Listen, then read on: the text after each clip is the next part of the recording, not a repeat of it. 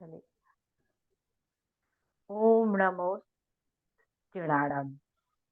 आज हम सभी लोग प्राकृत भाषा की व्याकरण पढ़ने के लिए उपस्थित हुए हैं। ये प्राकृत भाषा जन जन की भाषा रही है और प्राचीन काल में ये बोलचाल की भाषा रही है। भाषा का अर्थ होता है मनुष्य अपनी इच्छा के अनुसार व्यवहार का अभ्यास जिन शब्दों के माध्यम से करता है उन्हें भाषा कहा जाता है। यानी ऐच्छिक व्यवहार एवं अभ्यासों का एक समूह ही भाषा कहा जाता है। भाषा समाज के वातावरण से ही सीखी जाती है। इसको मूल शब्दों के अर्थ में यदि कहा जाए तो जो इसकी व्याकरण है उसके माध्यम से भाषा सीखी जा सकती है।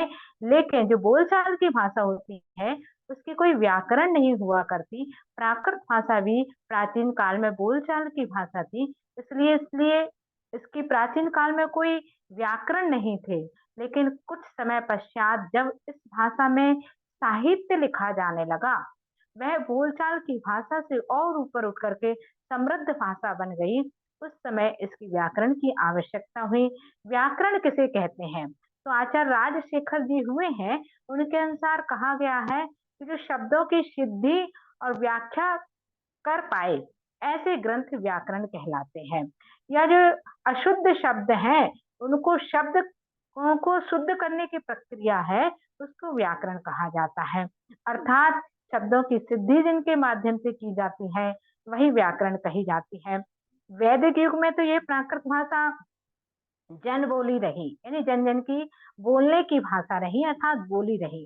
लेकिन मध्य युग में प्राकृत भाषा में साहित्य का सृजन हुआ और आधुनिक युग में इस प्राकृत भाषा के माध्यम से जो अन्य विभिन्न भाषाएं हैं, अपभ्रंश आदि, वो भी इसके साथ जुड़ चुकी हैं। अर्थात जो प्राकृत भाषा का प्राकृत शब्द है उसका अर्थ क्या है? प्राकृत का अर्थ होता है स्वभाव। अर्थात जो प्राकृत भाषा है वो स्वभाव से जो भाषा है उसको प्राकृत भाषा कहा। यानी व्याकरण आदि के संस्कारों से रहित जो वचनों का व्यापार हुआ वही प्राकृत भाषा है।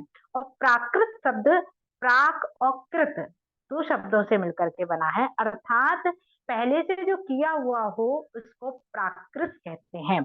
और इस प्राकृत भाषा में कई व्याकरण लिखे गए, कई वैयाकरणों के माध्यम से, क्योंकि जब भाषा में साहित्य का सृजन हुआ व्याकरण की आवश्यकता अनुभव की गई और उसके पश्चात इसमें सूत्र शैली में व्याकरण लिखे गए।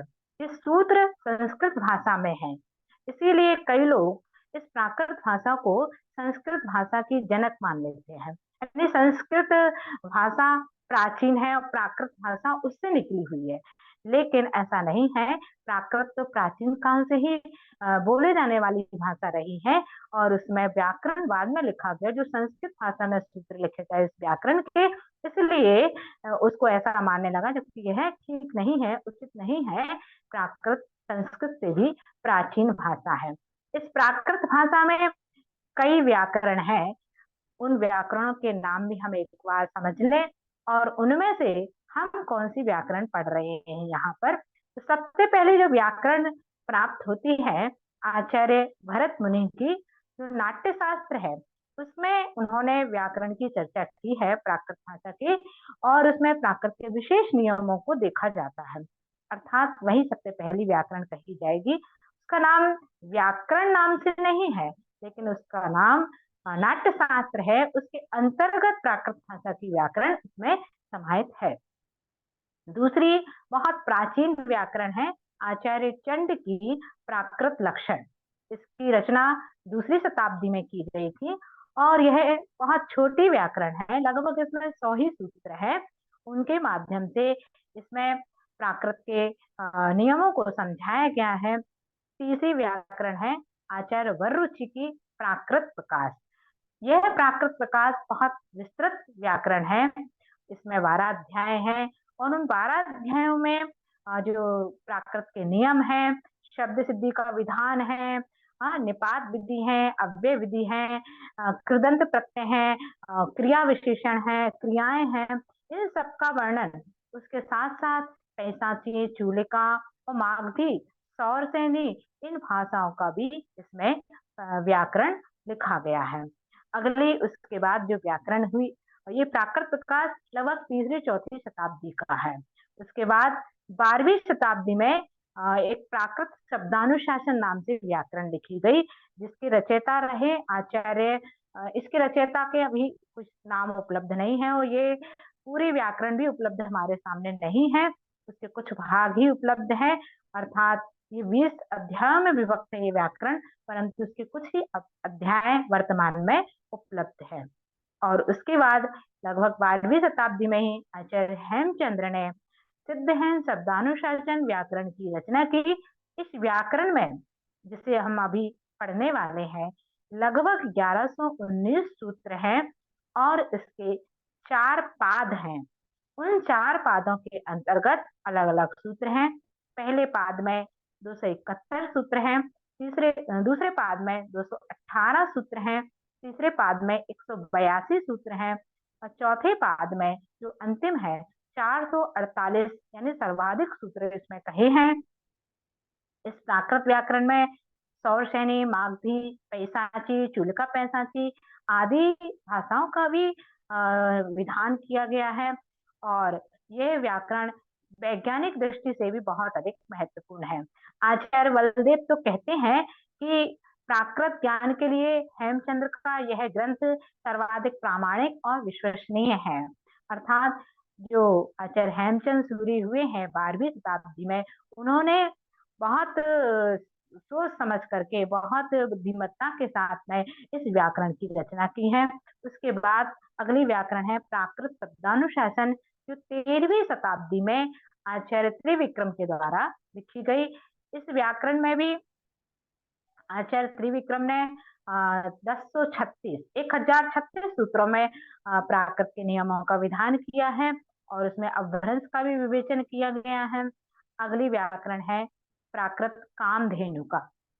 इसकी रचना लगभग 10वीं शताब्दी में की गई थी। इसमें कुल 34 सूत्र हैं और उनके माध्यम से इस व्याकरण में अपभ्रंश को अधिक मुख्यता दी गई और अपभ्रंश भाषा को उकार बहुला नाम से संबोधन किया गया है। और उसके बाद प्राकृत कल्पतरु, इस व्याकरण की रचना 15वीं शताब्दी में आचार्य भट्टाचार्य, राम शर्मा तर्क वागीश भट्टाचार्य ने इसकी रचना की और इस व्याकरण में लगभग 9 स्तवक हैं। उनके अंतर्गत कई सूत्रों के माध्यम से उन्होंने इस व्याकरण को प्रस्तुत किया है। इसके अतिरिक्त और भी कई व्याकरण हैं, जैसे षड्भाषा चंद्रिका, इसकी रचना 16वीं शताब्दी में की गई और प्राकृत चंद्रिका, इसकी रचना भी 16वीं शताब्दी में श्री कृष्ण ने की और प्राकृत मणिदीप, ये भी 16वीं शताब्दी की है और अप्पय दीक्षित ने इसकी रचना की। इसके अतिरिक्त प्राकृत रूपावतार, जो प्राकृत शब्दानुशासन का ही संकलित रूप है, उसकी रचना भी की गई। और प्राकृत सर्वस्व, जो 17वीं शताब्दी की व्याकरण हमारे सामने उपलब्ध है, जिसे आचार्य मार्कंडे ने लिखा और उनके पश्चात 19वीं शताब्दी का, यानी अभी कुछ ही वर्ष पूर्व मुनि रत्नचंद जी ने जैन सिद्धांत कौमुदी नामक व्याकरण का की रचना की, वह भी अभी वर्तमान में उपलब्ध है। इस प्रकार से कई व्याकरण प्राकृत भाषा की हमारे सामने उपलब्ध है, लेकिन तब भी कई व्याकरणों ने माना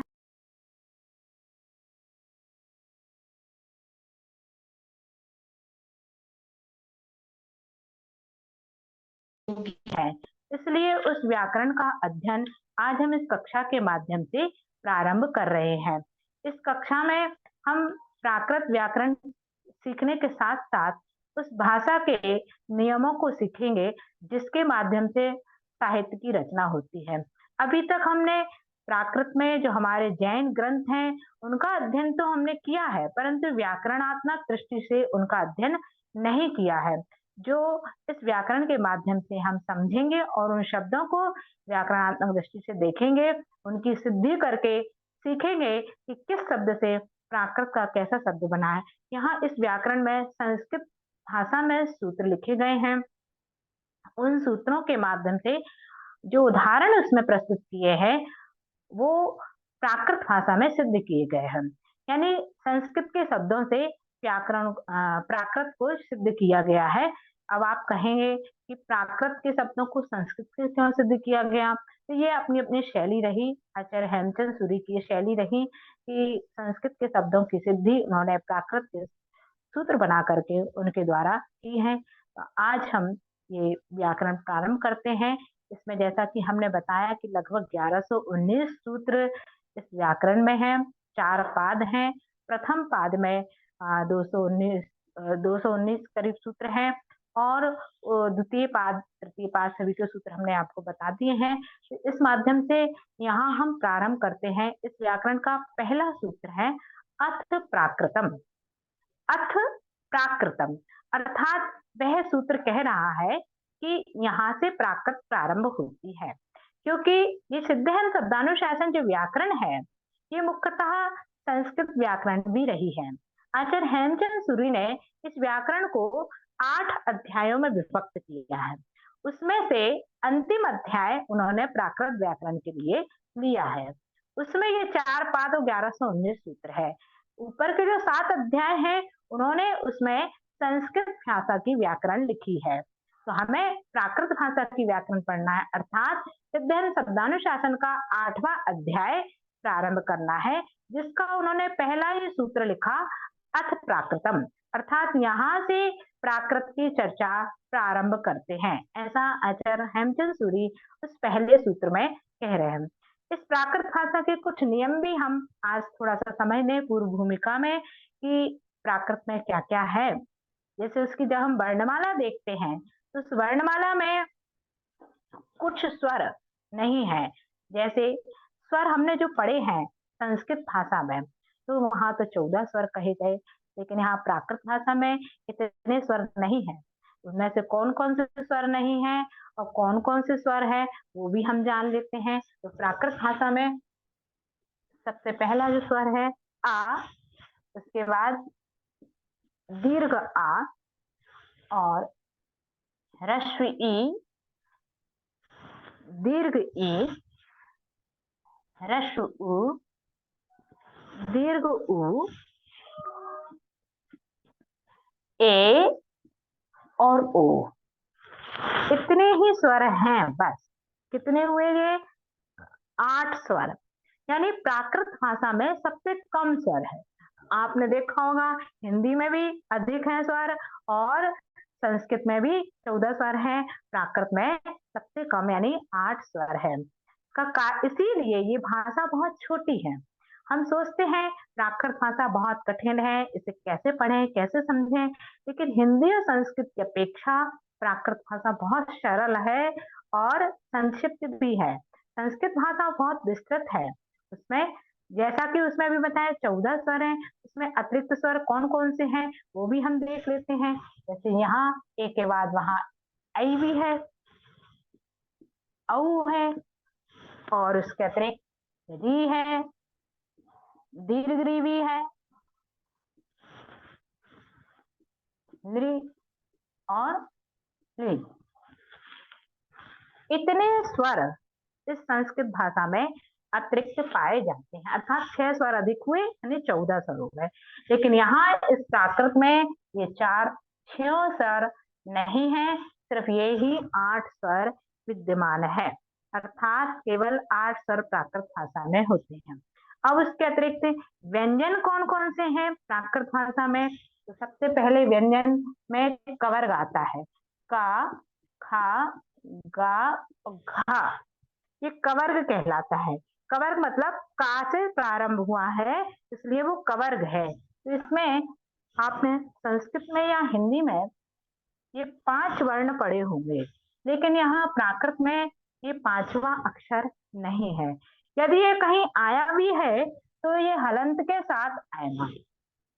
हलंत के साथ मतलब स्वर रहित आएगा। इनको व्यंजन कहते हैं, लेकिन ये सारे व्यंजन स्वर से सहित हैं क्योंकि उनमें सब में आ लगा हुआ है। यदि ये पंचम अक्षर कहीं आया भी है अपवाद के रूप में तो व्यंजन स्वर से रहित आएगा, और वैसे तो जनरली प्राकृत में ये पंचम अक्षर नहीं है। इसी तरह से जो दूसरा वर्ग है चवर्ग, च, छ, जा, झा, उइया। ऐसे ही ये पंचम वर्ग इस चवर्ग का भी इस प्राकृत भाषा में नहीं है, अर्थात इसमें भी 4 वर्ण कहलाए और कवर्ग में भी 4 ही वर्ण कहलाए। ठीक है। और तीसरा है टवर्ग। ट, ठ, ड, ढ, है ना। इसमें ये पांचों वर्ण प्राकृत भाषा में है, अर्थात कितने हो गए ये 5। इसके बाद आता है सवर्ग। ट, ठ, द, ध, न। यहाँ भी इस प्राकृत में पांचों वर्ण है। ये आपको वर्णमाला बता रहे हैं, जबकि ये अपनी व्याकरण में नहीं है, लेकिन उस व्याकरण को पढ़ने के लिए वर्णमाला समझना आवश्यक है। इसलिए आज की कक्षा में ये वर्णमाला आपको पता है। सवर्ग के बाद में आता है पवर्ग।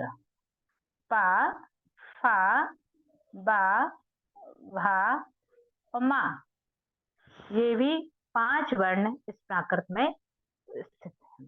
ठीक है, कहे गए, अर्थात ये 5 वर्ग कहलाए। ये वर्गीय व्यंजन है। वर्गीय व्यंजन का अर्थ है ये वर्गों में ये वर्ण पाए जाते हैं। अब इनके अतिरिक्त कुछ अवर्गीय व्यंजन भी कहलाते हैं, जिनका कोई वर्ग नहीं है, उसको भी देखिए।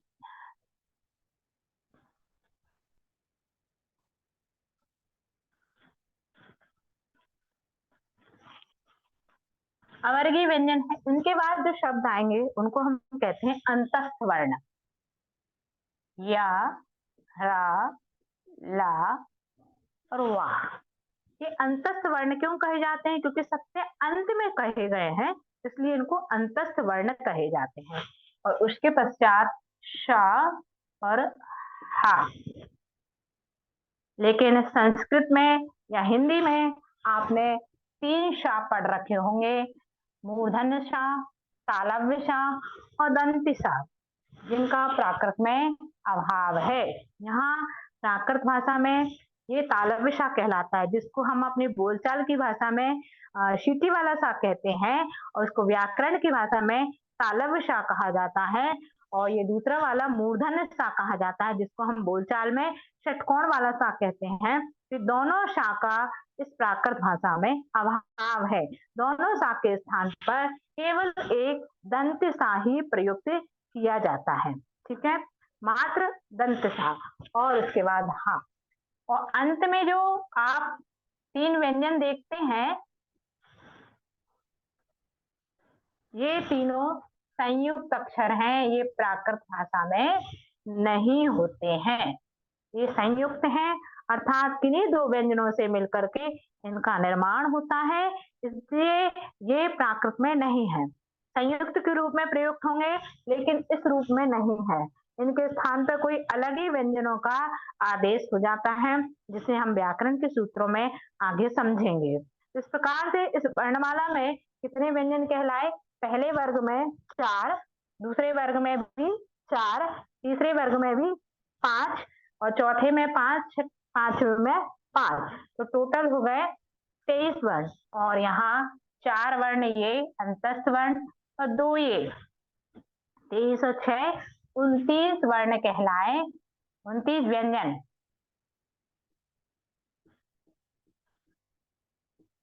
ठीक है, 29 व्यंजन और 8 स्वर। तो 8 स्वर मिलाकर के कितने हो गए? टोटल हो गए 37 वर्ण इस प्राकृत की वर्णमाला में है, अर्थात ये प्राकृत भाषा में 37 वर्ण माने जाएंगे। ये जो ए और ओ हमने अभी आपको स्वर बताए थे, ये जहां कहीं प्रयुक्त होंगे तो ह्रस्व रूप में भी हो सकते हैं और दीर्घ रूप में भी इनका प्रयोग किया जा सकता है। जैसे नमोकार मंत्र में नमो लोए सव्य साहुड़म पद आता है, उसमें ए का प्रयोग किया है। तो ए कहीं कहीं ह्रस्व भी होता है और कहीं कहीं दीर्घ भी होता है। इस अपेक्षा से वह दोनों में उसकी गिनती की जाती है।